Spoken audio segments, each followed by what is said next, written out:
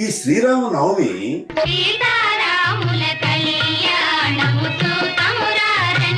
అయోధ్యలో కానీ ఒంటిమిట్టలో కానీ శ్రీరామనవమి రోజున కళ్యాణోత్సవం జరపడం అనేటువంటిది అక్కడ వాళ్ళు ఆచరించారు. కారణం ఏంటంటే సీతారాముల యొక్క కళ్యాణం చైత్ర శుద్ధ పూర్ణిమ నాడు జరిగింది.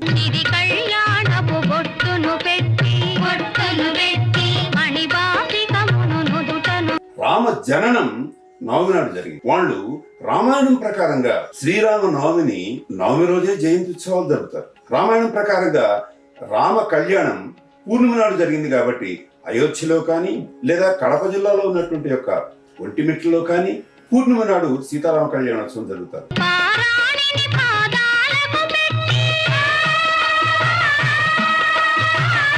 అయితే మన తెలుగు రాష్ట్రాలలో అందరము కూడా శ్రీరామ నవమి రోజునే కళ్యాణోత్సవం కూడా జరుపుకుంటుంటాం. ఇందులో ఉన్న విశేషం ఏమంటే భద్రాచలంలో ఉన్నటువంటి యొక్క రామదాసు గారు శ్రీరామ నవమి రోజునే కళ్యాణోత్సవం జరపడం అనేటువంటి యొక్క ఒక సంప్రదాయాన్ని మనకి ఇచ్చారు. దాన్ని గౌరవిస్తూ మనం నవమి రోజునే కళ్యాణోత్సవం కూడా జరుపుకుంటాం.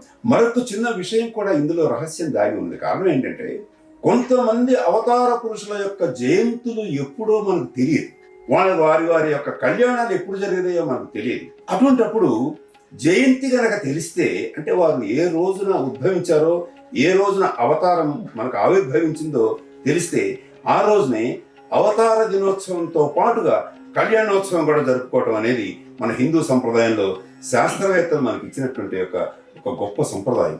దాన్ని పాటిస్తూనే మనం భద్రాచలాన్ని అనుకరిస్తూ శ్రీరామ నవమి రోజున మనం కళ్యాణోత్సవం కూడా జరుపుకుంటున్నాం.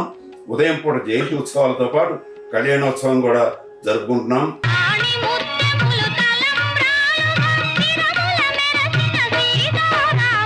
ఆ రోజున మనందరికీ కూడా కళ్యాణ అక్షతలు దేవస్థానం వారు పంపిస్తారు.